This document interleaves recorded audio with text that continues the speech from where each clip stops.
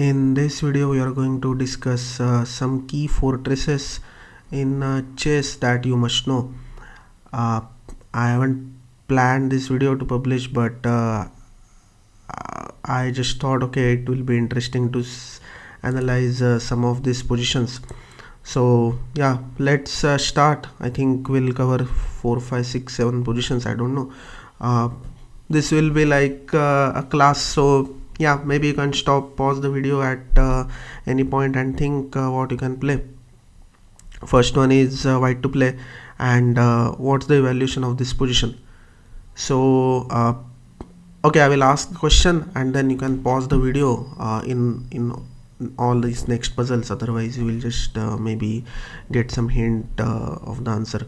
So black's king is on a8, white's pawn is on b7 and b6.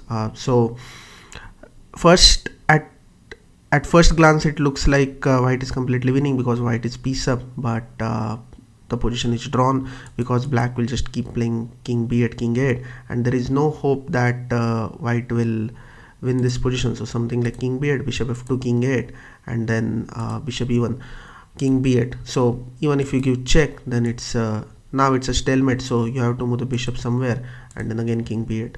Even black can play king c8, and this structure is also a draw. Bishop g3, king d7, bishop h2, king c8. Now you can see white will black will keep the king on c8, d8 and d7, and white don't have any additional plans to win the game.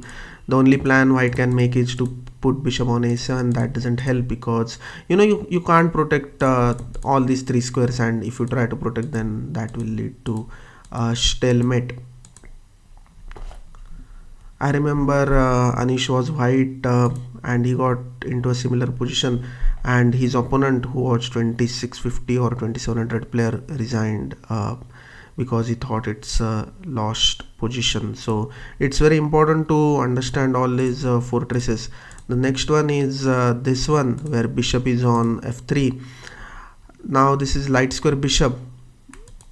Again, at first sight it looks like, oh, now I can win this position because I can take the pawn at least, right? But if you take bishop into b7, king into b7, then this is always going to be a draw. Black will keep the king in same file as pawn is, and then you can't win this because b7, king b8, king b6. This is elementary draw. And if you play something like king d6, then king c8, black will just keep playing king 8 and king b8. White can't make any progress. The only chance is to play something like bishop c6, but then b takes c6 is blunder and white will win this. But of course black will not take, and black will play king b8. So this is losing, and if you play king d8 here, then of course black will take, and now black is winning. So when king is on b8 and if white plays bishop c6, black will take, and if king is on a8, then black will first play king b8 and then will move the king. Now the next fortress is, I will just change the position, maybe you will not see what I'm doing, but okay. The next fortress is this one. This is still a draw because again white can't make any progress. Black will just keep playing king c7, king c8, and yeah, the only thing which white can do is to play king c6, but then no one will play king 8 to allow this mate, so everyone will play king c8, and then you have to just shake hands and to accept a draw. That's the only way. Then the next up is this position where we changed light square bishop to dark square bishop, but then this rook pawn is always one of the worst pawn endgames you can play is rook pawn endgame, because that will mostly lead to a draw. And this is not any different case. Here it's still a draw. You can't do, I mean, if you take then it's a draw. So yeah, this is kind of a fortress. Even if you remove this a7 pawn, then also it's a draw. Instead of bishop, if you keep the knight, then also it's a draw, because let's say knight d3, king 8, knight b4, king b8, whatever. I mean, just keep playing king b8, king d8. knight d7 king 8, and then black is out of moves, so white must move the knight, and white don't have any plans. I'm just playing some random moves, and it's a draw. Then the next one is bit interesting, and finally we are going to see a different result, and the structure is this one. Pawn is on b files and knight is on f2.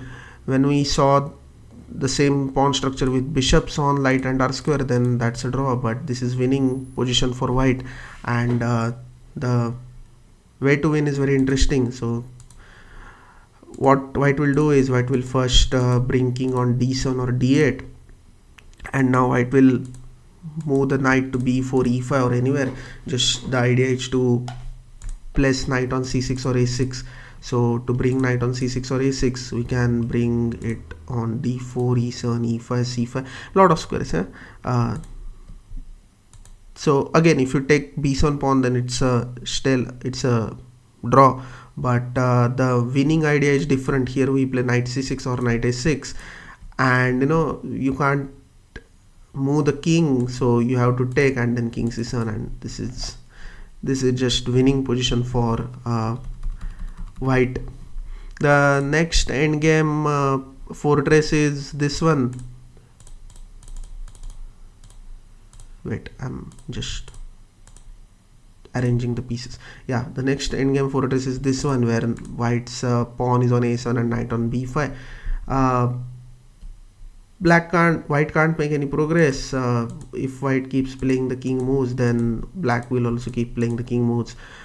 Of course, white can't move the knight because a7 pawn is hanging. The same goes with this position, the another position. Instead of knight on b5, if you keep on knight on c6, the result won't change.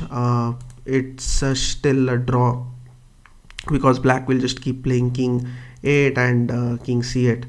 The next setup I'm going to show you is, unfortunately you have to wait until I set up the position, so just wait for a few seconds. Yeah, this one, pawn is going here. This is of course, no matter who each to play, that's a theme of fortress.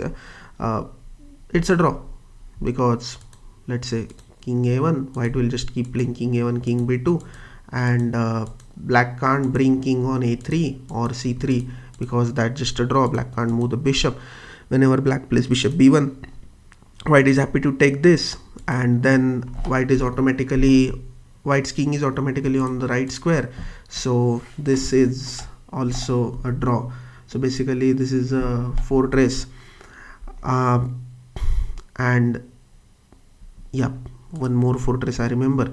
I will just show. I'm just trying to add all the known fortress in one video. Why to create different videos for different fortresses? I mean, I can do that, but I don't want to do that right now.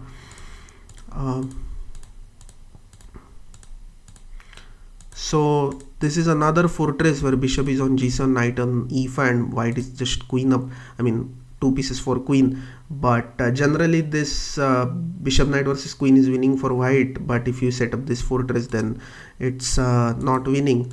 The reason is, as you can see, this square is guarded, this square is guarded, this square is guarded by knights and bishops. So white's king, I mean, you can't do checkmate with queen, right? That's a basic principle. Even if you remove these two pieces, you can't do checkmate. But the point is, you have to bring your king, and you can't bring your king because all the squares are guarded. Now h7 is not protected, but you can't bring your king to h7 or nearby any near square, right? So what you have to do is, what black have to do is just keep playing king h7, king h8, king f7, and that's done. So let's say I will show you something very interesting. If white manages to do that, then still you have this bishop h8 move, very interesting, and bishop g7. As you can see, this is not a checkmate, unfortunately. So yeah, again we lead to a fortress. The next fortress is bit easy, but I just remember it, so I will just show it to you. uh, and this is a fortress where black is queen up, but black can't do much because white will just keep playing rook f3, rook h3. Rook and queen, there are a lot of rook and queen fortresses, but okay, this is one of the most easiest fortress to remember.